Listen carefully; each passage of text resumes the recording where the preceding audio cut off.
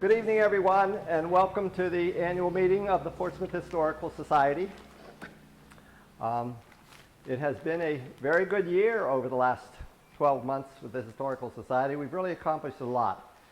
We have so many things going on that are keeping us busy, very busy. I have to use my notes to make sure I get them all.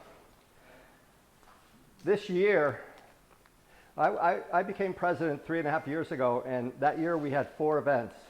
This year we have 30 scheduled. So we're really working hard, and a lot of this is due to Doug Smith and his efforts with PR and everything to schedule events. It's just really great. A couple of things just to hit a few highlights of what we have accomplished. It starts with New Year's Day, when we were the recipient of the support at the Polar Plunge for the Historical Society as a fundraising event, which was really great for us.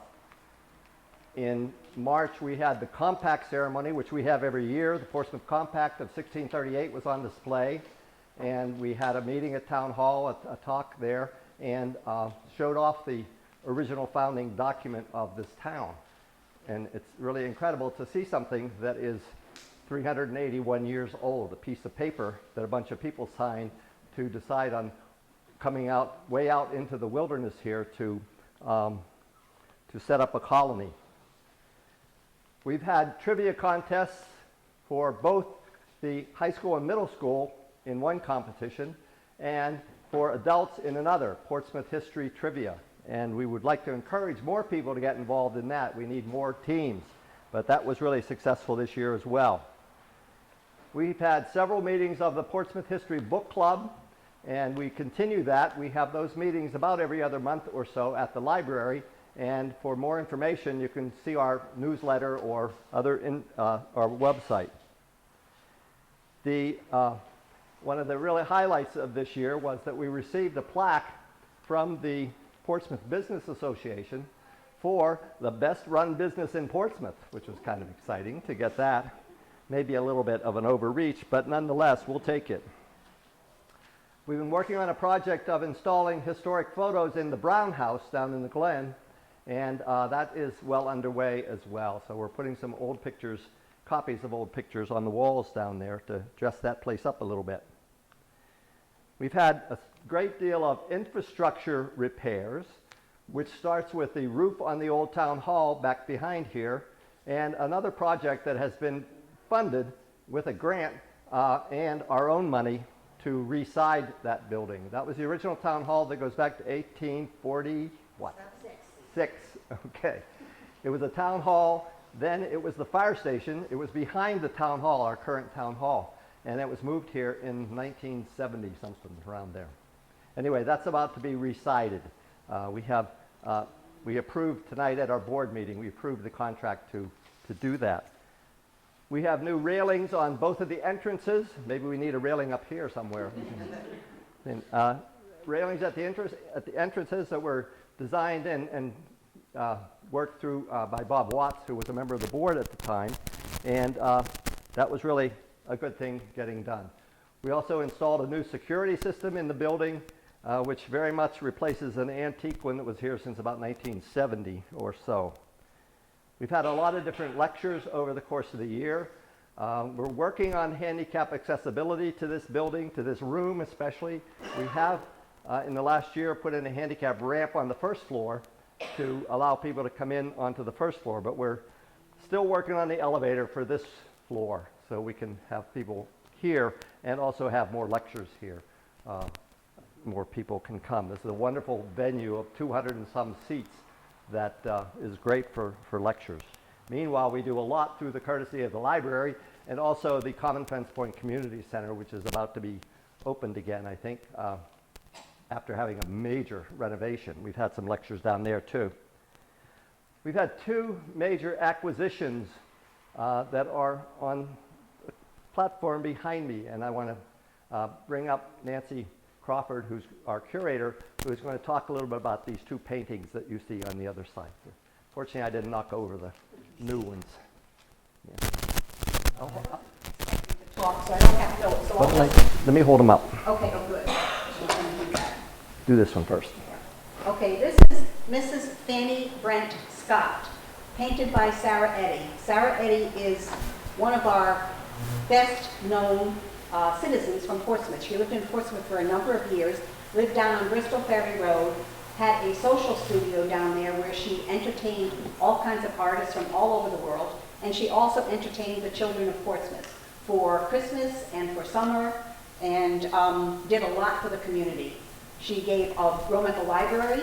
She was very active civilly. She was also interested in all of the women's issues of the time. She was interested in suffrage. She was interested in anti-slavery. She was interested in anti-vivisection was her big thing. She was actually a vegan, which is sort of unusual for her time. So a gentleman from Newport, John Pexino, I say that right? Okay. Found this on eBay and bought it for $1,000 and then donated it to us. Because it's Sarah's, we were thrilled. She has signed it on the back, and inscribed on the frame were some words that we couldn't read at first. We could read part of it. We could read Portsmouth in 1920, but the name of the subject was very difficult. So Marge and Gloria and Jim did a lot of research, and they figured out who she was. She was a citizen of Portsmouth. Her name was Mrs. Fanny Brent Scott. She was a citizen for a number of years, and we're not sure what her connection was to Sarah. Sarah had a group that would come from the Home for the Aged Colored in Providence. Every summer she would bring them to her home and have a party.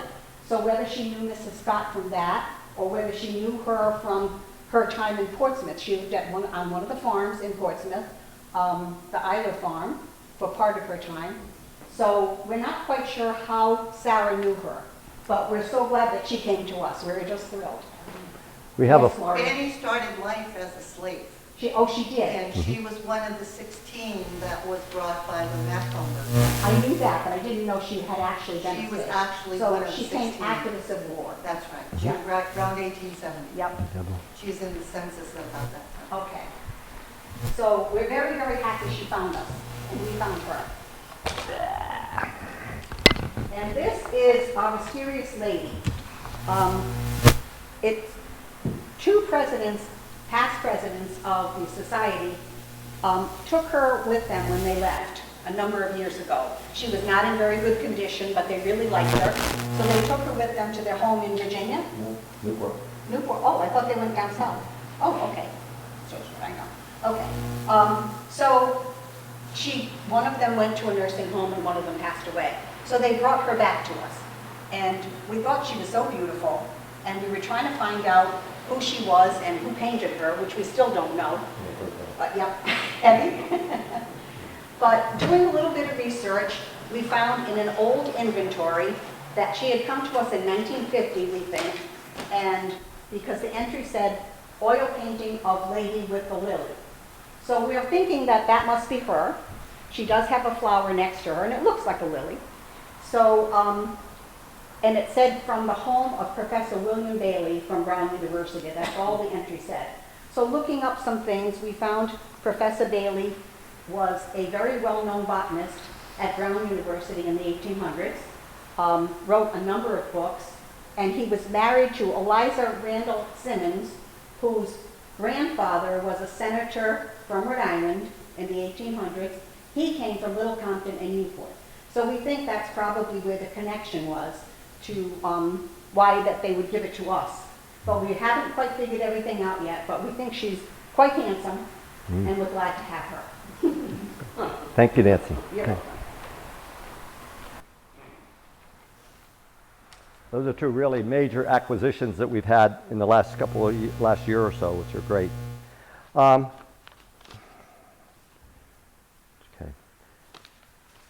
The purpose of the Portsmouth Historical Society is to emphasize local history and Portsmouth history in particular. And I think that it's really important that we do everything we can to increase our membership, increase the awareness on the part of the people of the town about what goes on here. We have a museum downstairs, so the whole property is a museum, but we really encourage people to come. We're open on Sunday afternoons from 2 to 5, and we encourage people to come and bring your friends, bring your neighbors, bring your company, And we have a great annual display downstairs that you'll be able to look at after the meeting's over, and just check it out and bring people. We work very hard in the society to get grants, and the person who does most of that is Gary Gump. He writes all these grant requests, which is not easy work to do. And in the last few months, we've gained 2 grants. One is for $6,500 from the 1772 Foundation, which will be used with our own money to re-side the town hall, to reshingle the siding, which is pretty far gone at this point. We did the roof recently, and now we're going to do the sides, which is a great project. In addition, just last week we received $10,000 from the Van Buren Charitable Foundation, and the purpose of that is a grant that is going to enable us to do some long-range planning and have a guided study of who we are and where we're going.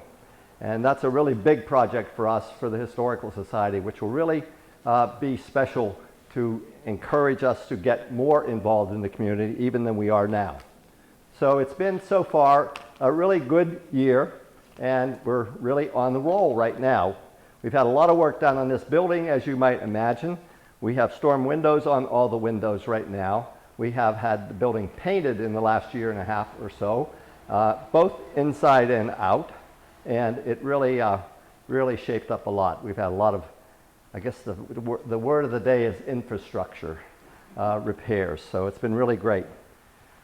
I would like at this time to introduce 2 new board members that we have on our Historical Society board, and I would ask them to stand up. One is local and has been local for a long time, and that's Craig Clark. Craig, Dan. Okay, thank you. And the other is a fairly new person in town who has had a lot of experience with historical societies, and we're really lucky to have him, and he's joined our board too. This is Paul Kokas. That's it. Paul, stand up. Sorry. Okay, at this point, as most of you hopefully know, I'm about to retire as president of the board. I'm going to stay on the board, however, and I'm going to stay as the town historian in order to keep doing what I love. My whole life has been doing history. And so I am turning over the presidency by choice of the board of directors to Ann Northrop Burns, who is going to continue this presentation and talk about future events in the society. But before we do that,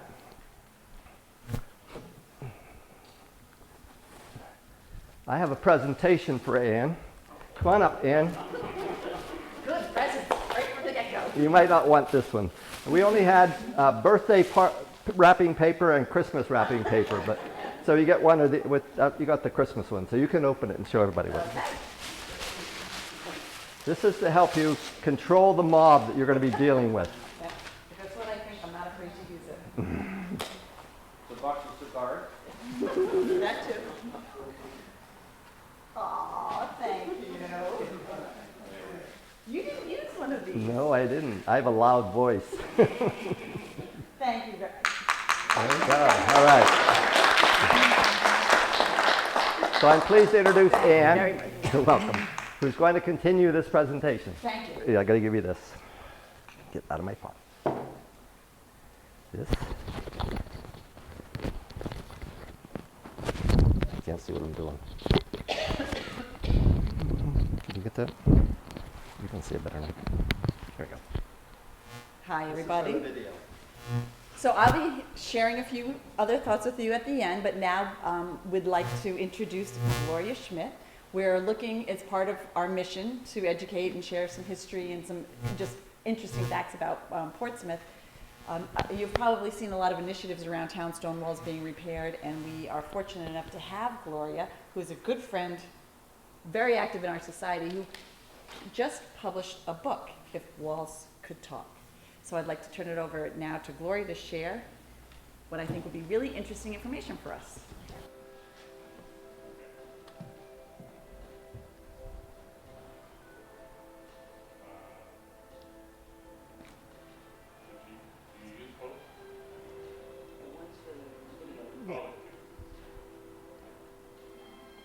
Okay.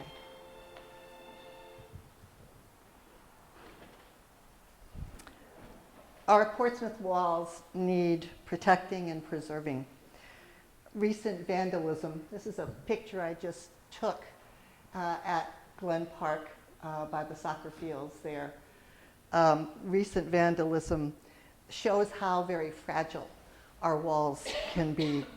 And there are some initiatives going on in town. If you've read the paper, you might know about the Aquidneck Stonewall Initiative, which is a joint effort of the Preservation Society and the Newport County, of Newport County and the Preserve Rhode Island. And it's intended to protect and improve Aquidneck Island's scenic quality by preserving its historic stone walls. And this is, I had the privilege last year of going on a trolley car with this group and touring stone walls in Aquidneck Island and looking at possible areas that we could really preserve. Stone walls that are in good sight that would be good reminders. One of them that they've already completed is at Simmons Farm. So if you check out, if you're driving around West Main Road, they've restored that wall. And they're just trying to call attention to our walls. And they say in their vision statement that stone walls are visible reminders of Aquidneck Island's history. And this is their mission statement. So I think that that's something that we could join in. I'm a Texas resident half the year, so I appreciate our stone walls all the more when I get back. I think sometimes we, because our beautiful stone walls are all around us, we often don't pay attention to them. I had this is the fourth time that I've done this talk. The other 3 times were to 3rd graders. So if you're wondering what we do as far as outreach to the schools, you're going to see an example of that tonight. But one of the girls in the class said to me, "Why should I care about stone walls?" And what I had tried to say to her was that stone walls to me are history that we can touch. Our stone walls on Aquidneck Island are special. And I think that there's a special quality, they're a special reminder, especially in Portsmouth, of our farming heritage. So to me, it's very worthwhile, and I think we need to call attention to them, let people know how special they are, how difficult it is to repair them if there's vandalism or people are not concerned with preserving them. And it's a part of our history that gives us a character. Our walls are special. Okay, so a little background as to how this presentation came to be. I go into the classrooms, and one of the topics that teachers ask me to talk about is Portsmouth history. And I was looking for ways of sharing Portsmouth history in a very visual way. And it was also around the time of the 375th, and I was working on a little pamphlet of historic places in Portsmouth. And one of the things that I noticed was that just about everywhere I went to take a picture, I noticed the stone wall. And I collect vintage images, and so I know that in a lot of these vintage postcards and vintage images, I'm going to see those same stone walls. Now, I know that walls fall down, they're repaired, they're moved, but so many of these stone walls are in the exact places that you see with the old maps as the boundaries between one farmer's land and another farmer's land. And so many of these are in some of the same places. So in looking for a way to talk about Portsmouth history, I started to think about what that stone wall will tell us about the history of the place.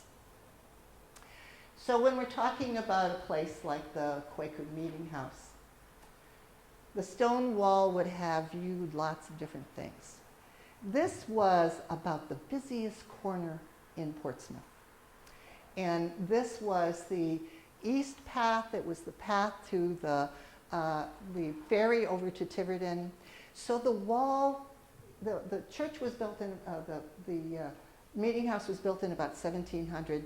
So it would have noticed all that traffic of people going between Newport and Tiverton and Newport.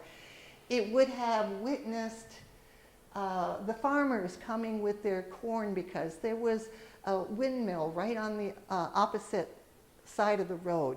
And the farmers would have come to grind their corn for our meal.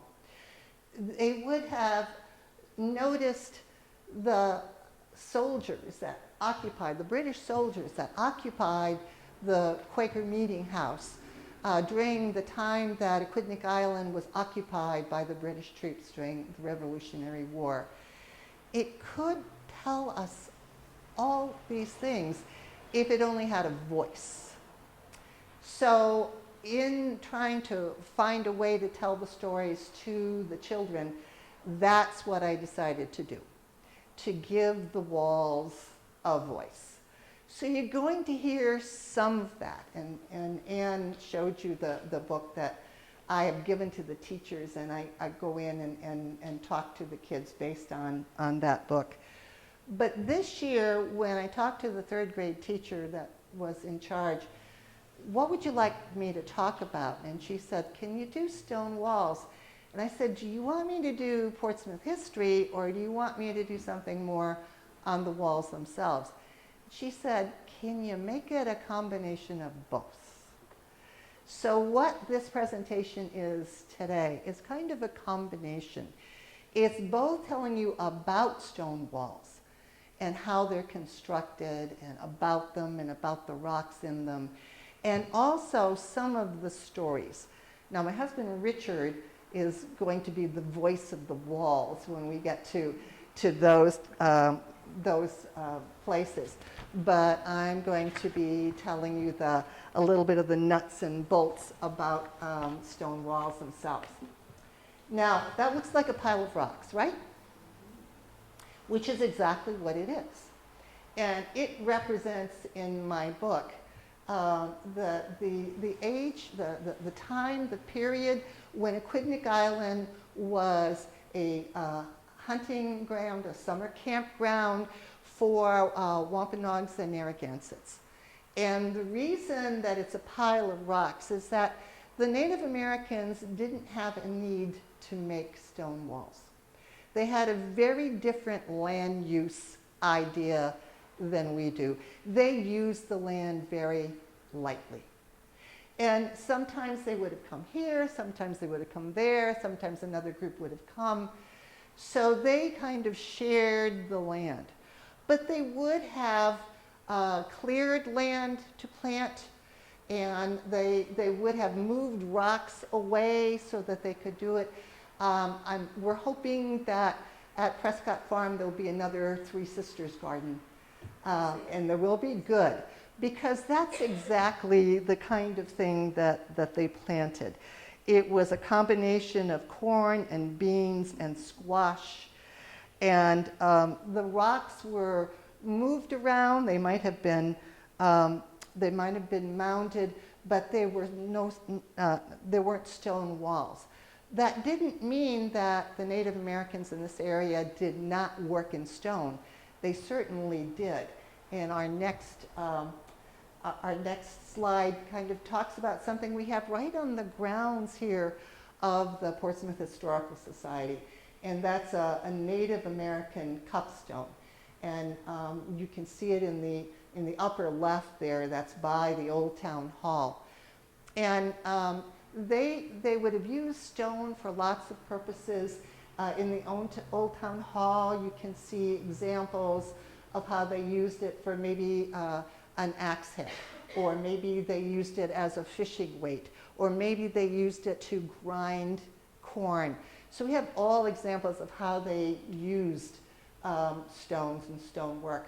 But our cupstone, this particular one that we have was found on Arnold's Point.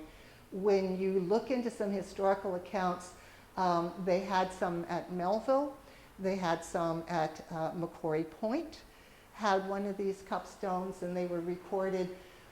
They had different things on them. We have debates about exactly what they represented, but they were probably used in rituals. Ours, if you take a look at it, it kind of looks like the Big Dipper to me.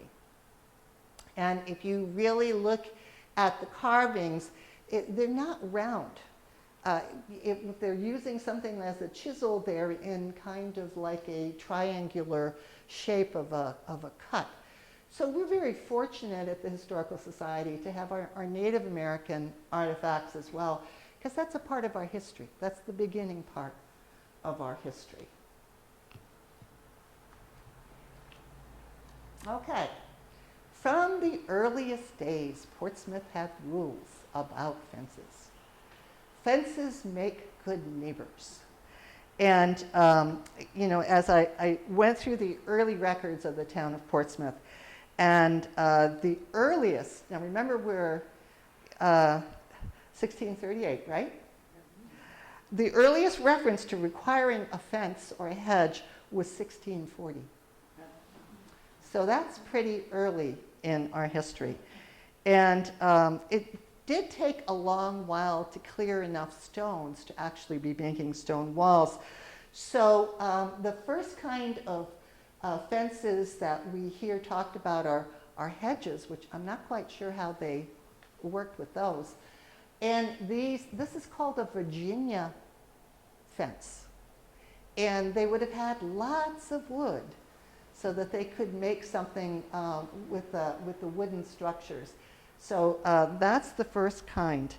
And the first mention of stone walls comes in 1651, when Mr. Earl gives Mr. Tripp leave to take the loose stones on said Earl's land to the nearest to Tripp's house to make an 8 rod of such a wall. Now, most of the early ones might have been like, this one is from my backyard. And so it's a very just simple stone wall that is, we kind of think of it as a farmer's wall today. Things are just kind of placed. They're not really made pretty or to be, finished. But a 10 rod, Richard, what did you tell me a rod was? About 16? 16 and a half feet. So that's 8 rods. That's a pretty substantial wall. And in 1671, because there was damage done to cattle and arguments between neighbors, there was an order to have a fence called a Virginia fence. It's ordered to be 4 1/2 feet, or a stone wall 4 6 inches, or a hedge in a ditch with a sufficiency of any of them. So they had rules and regulations about fences. Fences made good neighbors. But the stone walls became more permanent. Where the wooden walls would rot, etc., the stone walls, there was an abundance of them every time a farmer was going to be clearing his land for the next crops. There was another crop of rocks that had come up from the frost heaps. So there was an abundance, and the stone walls were something more permanent and became the preferred fence. Okay. So I was talking about this Aquidneck Island Stonewall Initiative. And if you travel to Third Beach and you pass the Norman Bird Sanctuary on the corner of Paradise and Third Beach Road, there are some stonemasons right now that are working on another one of the walls that are being preserved by this Aquidneck Island initiative. And I took a lot of pictures because they really illustrated the different steps. Now, the first step would have been to really dig a trench and to be taking the largest stones that you had and using them as the foundation stones. And then you would have what they were doing there. They're sorting stones. So sorting them is a very important thing because they have different kinds of stones are used for different purposes within the walls. So this shows you how they're working, and you can see that this is a two-sided wall, and they are working on both sides of the wall at the same time. First, they put that foundation down. And then after they've got that foundation down, they're going back, and they're working on both sides at the same time. Okay. So then they're going to position its, you know, if you're laying brick too, you don't put the edges all together. So it's two stones, there's one underneath it, two stones, so that it's firm. And there will be small stones that are fitted into spots to give more stability. There's another kind of stone that are called hearting, and those are filling stones, and they're used for stability. And there are through stones that are long stones that run across the wall, both wall faces to provide extra support. So this is why you needed all that sorting, because they had to figure out which ones were long enough to go all the way through, which ones could be good wedges. And at the very end, you see they're starting to place some capstones on top. And the capstones are kind of like a finishing touch, and they add the stability to the wall. It's really sad these days when you see some of the stone walls, someone has taken away the capstones. And that really weakens the wall right there, and that is a very difficult thing. And people it's just thievery. People are just taking them to use. So they're continuing to work on that wall. So it's well worth going and having a look at what they're doing with that. Okay, so we have in our collection of the Portsmouth Historical Society something that I think is very, very valuable. And that's the diaries of a man named David Durfee Sherman. And his diaries are around the late 1850s. You see him in his Civil War uniform. He was a jack of all trades. He did lots of things. So he has in his diary lots of recordings of what he did. And he did a lot of farm work. We have a beautiful description of how he helped put the Sherman windmill back together after it was transported. And as I was looking through the diaries, and they're online, if you go to the Portsmouth Digital Archives, you can read the diaries for yourself there. He has a description of building a wall down at Bristol Ferry for a gentleman named Robert Hicks. So he says on Monday, the 13th, and I think this was July. Went down and built a wall for Robert Hicks. I laid the rock as fast as he dragged them, making it hard for me. What did he drag them? I mean, do you think he lifted them up? I mean, they didn't have a lot of heavy-duty equipment. So this is what I think that they use. Something like this is kind of like a sled, a stone boat, a sled that they would have, used. You can tell that it wasn't just people that did it. It said on the 15th, the 14th, it says, I built the wall, laid out bottom, about 10 rods laid out. Robert had Christopher Dyer to help him had the rocks onto the drag, and I placed them as fast as they got them along. The 15th, I built wall all day along, built about 3 rods a day, inclined the laying of the bottom. 3 rods a day. That's a lot. I built rod for Robert Hicks, fine weather to work. Tuesday the 21st, I helped Robert get some rocks for the bottom part of the wall, built wall the remainder of the day. The Thursday the 23rd, went down and helped Robert Hicks dig rocks all day. Had 2 pairs of oxen drawing some large ones. They helped build the wall up first rate. Friday the 21st, rode father's mare down and built wall till noon. Saturday the 25th, done a hard day's work, finished building the piece of wall, building 20 rods in less than 6.5 days. I get 5 shillings a rod for building it. Going down to Ferry to look at a piece of wall and set a price that I could rebuild it for. I was pretty tired when I got home. I walked nearly 8 miles. A shilling about that time was about 40 cents. So we got 40 days, for about $40 for about 7 days work. And the 20 rods was 330 feet, which is longer than a football field.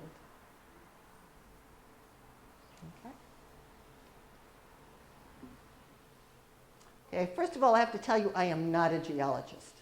So I was just trying to go by different guides and trying to figure out what was in walls. The geology of Portsmouth has a special, or the Aquidneck Island has a special classification. It's called Narragansett Basin, which means that our rocks are younger and softer than the stones on the West Bay and over on the Tiverton side. Now, this is Little Compton. And as you can see, those rocks are pretty round. You go over to Bristol, and you look at the walls, and their stone walls, they're pretty round. And if you look at ours, now this is not as flat as they could be, but our walls are, the material that we have for our walls is a lot more like slabs, and it's actually a lot easier to work with. You can understand that. It's easier to work with a slab than it is to work with a round rock. So ours are very special and unique to our area. So what do we have? We have the majority are sedimentary. They were formed over time, often in slow layers. Conglomerate sedimentary rocks form when the rounded rock pieces are cemented together. This is pudding stone, one of the best examples. If you go to Surfer's End at Second Beach and you look at that rock formation going out, that's pudding stone. That's one of the best examples of all these rocks that are kind of cemented together with the sand over a period of time. So we have that. Granite is in our walls as well. It's an igneous rock. It forms from the slow crystallization of the magma below the Earth's surface. It has grains large enough to be visible. We use it on our countertops. It's really hard, and it's one of the most abundant rocks in New England. And so there's granite, there's slate. You see quartz in our walls. You see veins of quartz that are kind of stuck together with other pieces of rock. So, the slate works really well because it can be, the stonemasons can cut it easily and work with it that way. So, as I said, I'm not a geologist, but that's just kind of a little sample of what's in our rocks. Of course, for the third grade students, I had to have examples. So if you want to come up later on, this is an example of a pudding stone. The rocks that I took are from my farmer's wall in the back. So we labeled them as best we could. Okay. Okay, so how are stone walls used in Portsmouth? So we're most familiar with the freestanding stone wall. That's used for boundary markers and protecting crops or animals. They can be simple rocks or more carefully constructed double side. This wall is from around the Barnes area of Glen Farm, and this is called a Cotswold type because it's got cemented on top these jagged edges, and the kids could guess right away that that was to protect animals from a predator coming in or to keep the animals in so that they didn't get out. So those are usually fairly tall, and the Glen Farm area is about the only place that I've seen this type of wall in Portsmouth. So this wall would tell a story about a gentleman's farm and the pride that the Taylor family had in all their animals and the awards that they won. And that's the kind of story that this one would tell. I'm a wall. So my sturdy retaining wall here protects this point from the waters of the bay. Now, through hundreds of years, I saw travelers make their way to and from the island on ferries, trains, stagecoaches, trolleys, and steamboats. Nearby Bristol Ferry Common was bustling with animals gathered to be transported off the island. Now, during the Revolutionary War, this was a dangerous spot, with enemy ships firing cannons toward my shore. Nearly 100 years ago, the bridge opened with parades and ceremonies. And then my busy port became a quiet and forgotten place.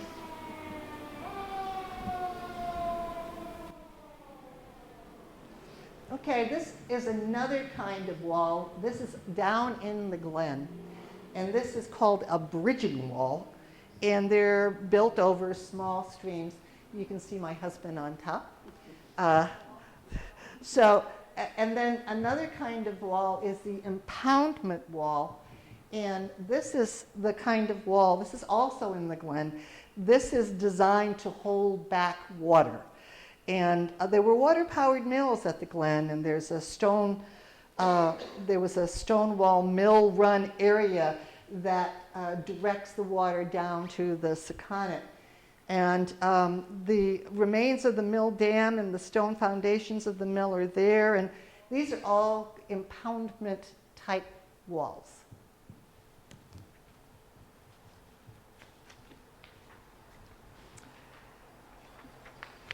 So what, yeah, sorry. Yeah. Okay, what story do these walls tell? Well, once my walls overlooked a busy mill pond. Water power turned the wheels of first a grist mill and then a mill that processed wool. There was a time when people came to my walls to enjoy a day out in nature. They brought their paints, their journals, and their baskets of food. At the end of the day, they headed to Mrs. Durfee's tea house nearby for griddle cakes that were made from the same type of cornmeal that used to be ground at my mill.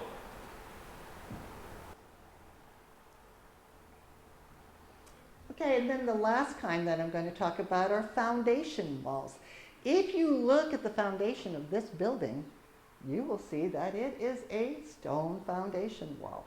And down at the Glen, there's someone that is going to be working with this original foundation and trying to make it into a home. So that foundation was probably there for hundreds of years and built and rebuilt upon. And a lot of these stone foundations would find themselves reused and re-strengthened.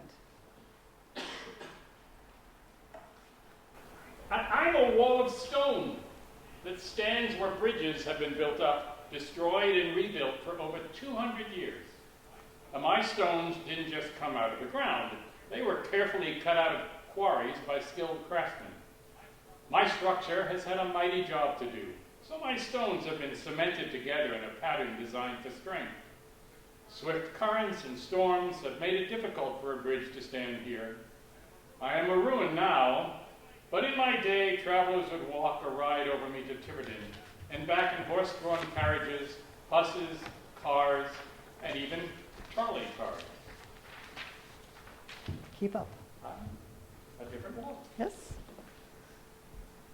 I have a story to tell of brave men who hid behind my great wall as they prepared to capture an enemy general. I saw the British general come to the fine home of the Overing family. I could see the guardhouse attached to the homestead. The guards were at their station that July night.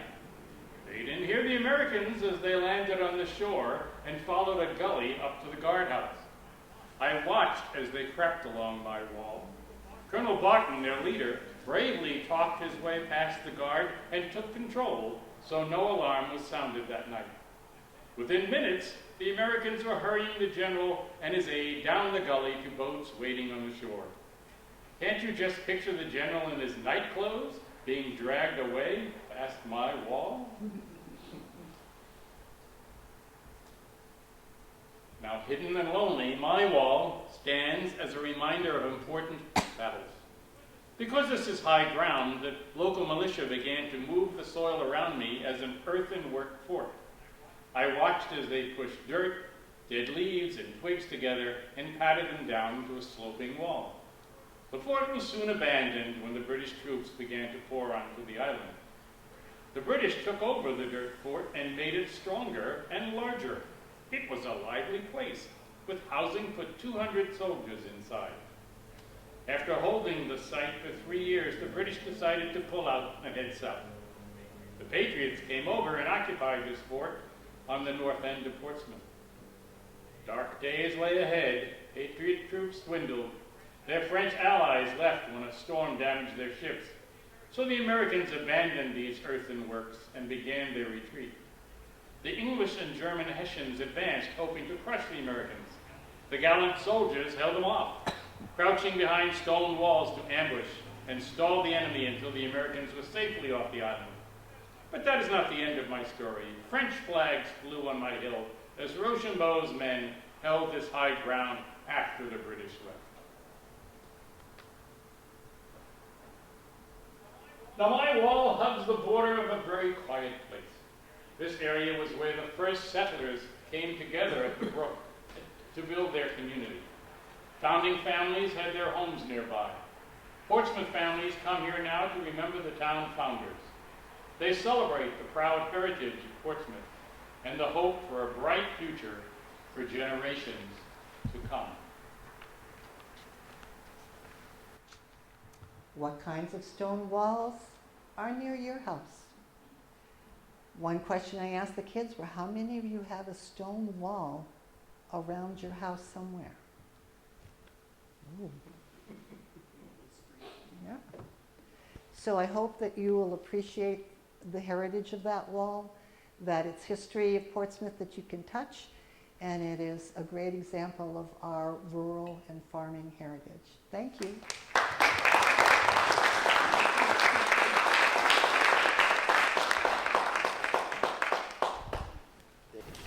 Thank you so much, Gloria.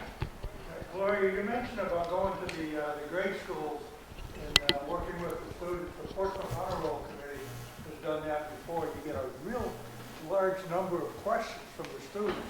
From what you were just saying, you got a lot of questions from your students too. We try to make it more interactive when the kids are there. We have them on the rug, and I can ask questions back and forth and have rocks to pass around, etc. So it is really a great experience. It's something that we hope to do more of with the Historical Society, because that's an outreach, especially going into the classrooms itself, is one way of really teaching, reaching a generation of Portsmouth students. Thank you again. I knew that would be interesting, and I wanted to know what a pudding stone was. I had always heard that pudding stones are unique to this area, and now I can actually identify it. So I came to this position as president in an unusual way, I'd say, when Jim announced that he was going to not come back to the position next year. I knew it was a very important time. We are on the precipice of, with our new strategic plan going forward and so much activity going on, we wanted to keep the momentum going, and I said, I will be on the committee to help find the new president. And if nobody does it, or nobody's willing or steps forward, I'll give it a try. Here I am. I was actually at a wedding at the Glen last weekend. A childhood friend of mine that I hadn't seen in 45 years came up to me and said, do you remember when you were president of the 8th grade class and I was the vice president? And I didn't remember, but I guess it's just something I just truly enjoy doing. And the reason that it was easy for me to say yes, to not fill Jim's shoes, but to take on this very important role is because we have a tremendous board of directors here. We have Nancy Crawford, who's a curator, Carolyn Magnus, Paul, who you met, Dave Fauscher is our treasurer, Kathy Hickey, I don't want to miss anybody, Dave Gleason, Dave Duggan, Gary Gump, Jane Ruggiero, Lois Ryan, and Nancy Smith, and Craig Clark, who you already met at the beginning. And when I say that this board and the people that work with it are tremendous, they really are. We are very lucky here in Portsmouth to have such dedicated people. We have, you know, the bigger, fancier historical societies around us in Rhode Island because of where we live. But I know for a fact that there are other interesting towns all around the country who their historical societies have gone defunct because they don't have the dedicated people to keep it alive. And we are extremely fortunate in that we do. And I hope that everyone takes advantage of getting to know everyone on the board, coming to society events, and letting us know what things that you're interested in learning more about. I thought that was great. And I didn't give Gloria a big introduction before because I sort of wanted to highlight her as one of our town's treasures that we have. And one of the reasons when I joined the board 3 years ago, I was on the curator committee, I've been the recording secretary. Richard and Gloria took me under their wing, helping me to do my coal mine display. There's so much going on downstairs in the museum that you really, you know, it'll take many visits to come through. But Gloria's a mom, a grandmom. She was a school librarian. She's an historian. She's a photographer. She is an author. She has a history blog. She puts really interesting content on the Portsmouth Historical Society Facebook page. She has done programs. Last year we had, this room was filled. In the summertime, she did a program highlighting the women of Portsmouth. You just are an incredible treasure to us and for everyone here, and I have a little thank you flowers for you. So thank you very much. Thank you for all that you've done. And Gloria, you know, has brought a lot of people into our museum by the stories that she shared about the people that she knows. And that's another thing that we're trying to do is next year for the newsletters, which are always really interesting, is just to sort of highlight some of the interesting people that have, whether 20 years ago or 100 years ago, just sort of bring some of these Portsmouth contributors to life for everybody and highlight some of our items, interesting items in our museum, like the paintings that we have. So we would enjoy all of your feedback about what other things you might be interested in learning more about, and we'll try and do programming for that. And we can't go any farther without thanking our Jim Garman.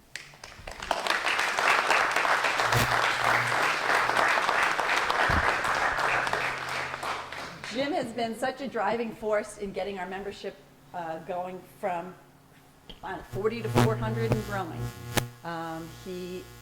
I know some history. I'm not a historian, but I can run a meeting with that gavel. So we have to all, I think, give a standing ovation to all the work that Jim Garman has done and will continue to do and be available to all of us.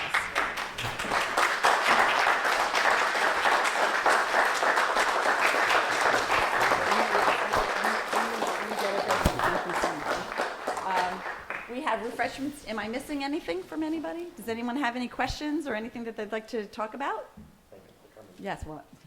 No? Okay, so thank you so much for coming. We really appreciate your shared passion in our town's history, in our facility, and all of the work that we're doing in keeping the organization growing and expanding. And now we will have refreshments downstairs. If you would like to meet, I think pretty much everybody knows each other, I think, and I hope. And if you don't, please stick around for a while, have some refreshments, and give us your thoughts. Thank you so much. Yes, come see Gloria's Rock. Thank you very, very much for coming. Meeting adjourned.